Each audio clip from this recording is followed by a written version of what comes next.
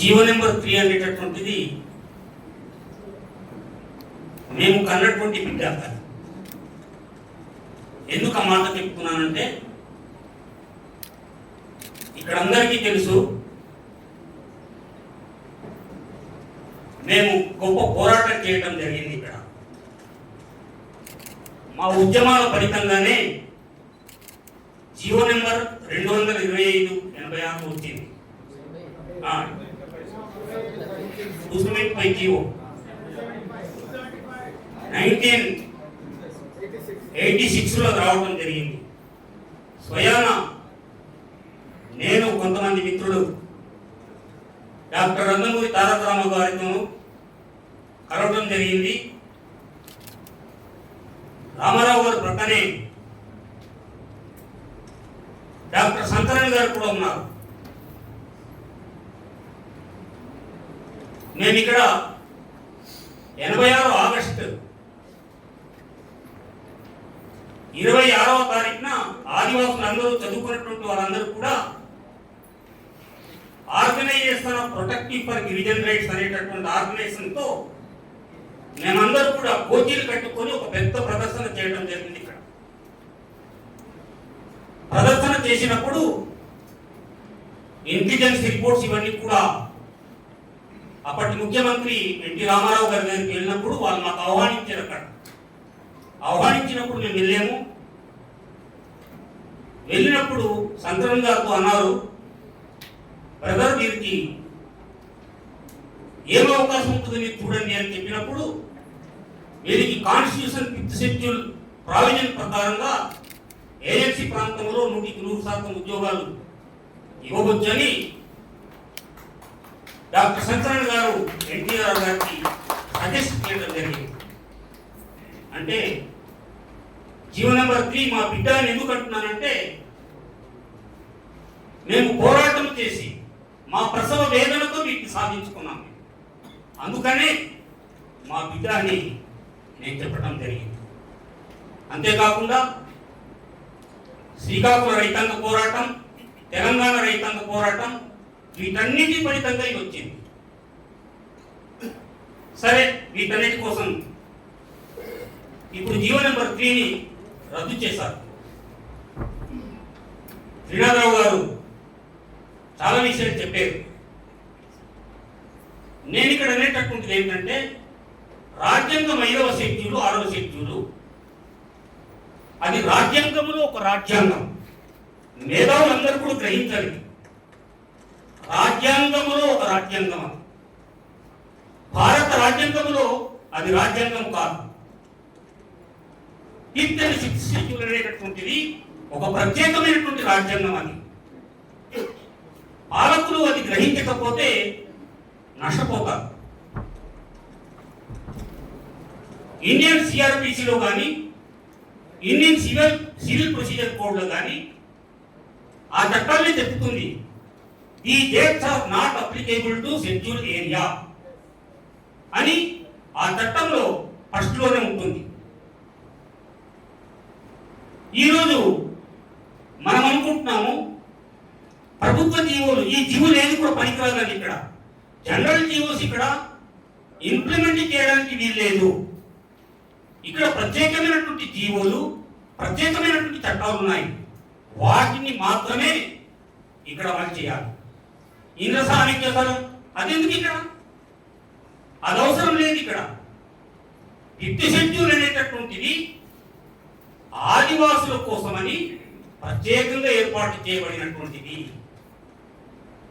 5th షెడ్యూల్లో ఉండేటటువంటి provisions ప్రకారంగానే ఇక్కడ చట్టాలు చేయాలి, ఇక్కడ జీవోలు చేయాలి. అడ్వైజరీ కమిటీ సిఫార్సు చేసినటువంటి వాటిని గవర్నర్ రికమెండ్ చేసి పంపించాలంతే. స్ట్రాంగ్ గా ట్రైబల్ అడ్వైజరీ కమిటీ ఏ రికమెండేషన్స్ చేస్తుందో ఎప్పుడైనా సరే, ఏ శాసనసభలోనైనా సరే ఆదివాసుల చట్టాల కోసం ఎప్పుడైనా చర్చించారా? ఎప్పుడైనా విన్నామా? ఎప్పుడు వెళ్ళలేదు, నేనైతే వెళ్ళలేదు. అంటే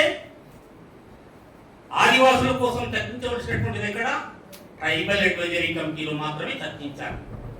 వారు చర్చించినటువంటిదే శాసనం. ఆ శాసనాన్ని గవర్నర్ రాష్ట్రపతికి రికమెండ్ చేయాలి.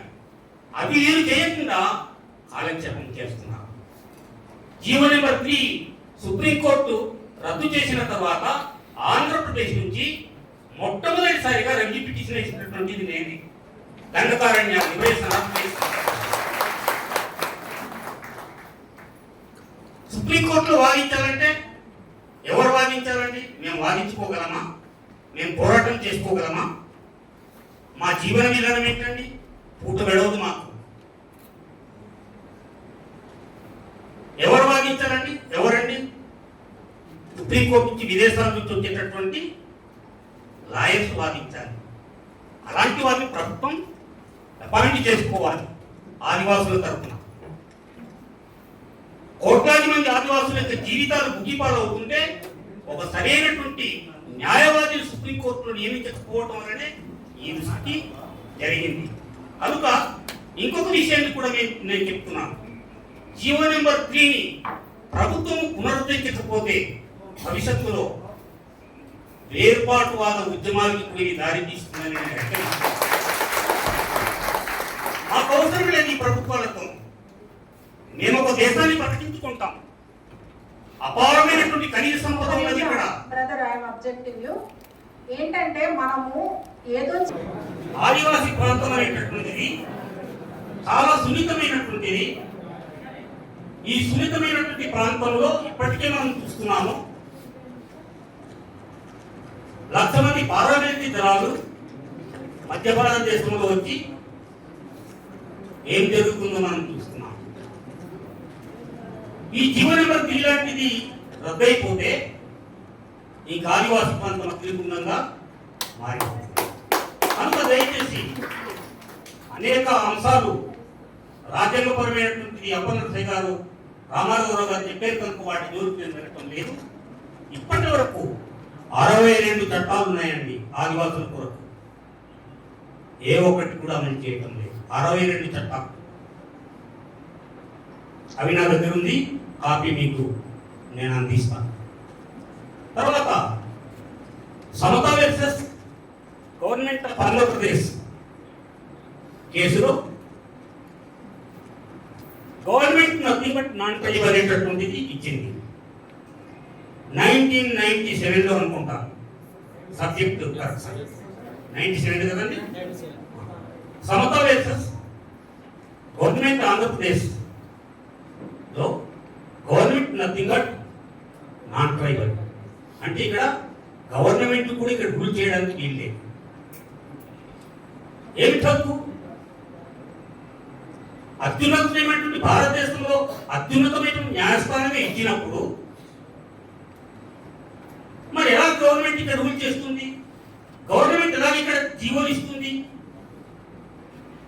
జీవోలు ఇచ్చి ఆ జీవో ప్రకారంగా ఇవి చేయలేదు అవి చేయలేదు అని ఎలా చెప్పగలుగుతుంది? కనుక న్యాయస్థానాలు కూడా ద్వంద్వ విధానాలతో ఇస్తుంది. కనుక అవన్నీ మాకు అవసరం లేదు. కానీ రాజ్యాంగం ఏం చెబుతుందో అది కావాలన్నమాట. కనుక దయచేసి న్యాయ నిపుణులు, విద్యావంతులు, మీకందరికీ కూడా ఈ విషయాలు తెలుసు కనుక వీటన్నిటిని కూడా మీరు పరిగణలోకి తీసుకొని జీవో నెంబర్ 3ని పునరుద్ధరించాలి, చట్టం చేయాలి.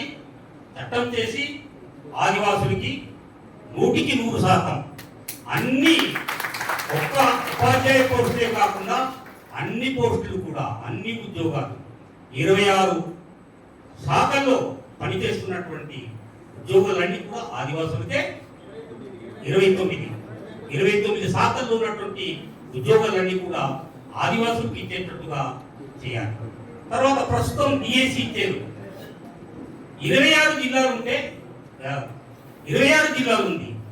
ప్రభుత్వం ఏం చేసింది? 13 జిల్లాలకి నోటిఫికేషన్ ఇచ్చింది. మన 13 జిల్లాలకి కదా, 13 జిల్లాలకి నోటిఫికేషన్ ఇచ్చింది. మరి మన్యం జిల్లా కాదా? అల్లూరు సీతారామరాజు జిల్లా కాదా? 26 జిల్లాలకి నోటిఫికేషన్ ఇచ్చి ఉంటే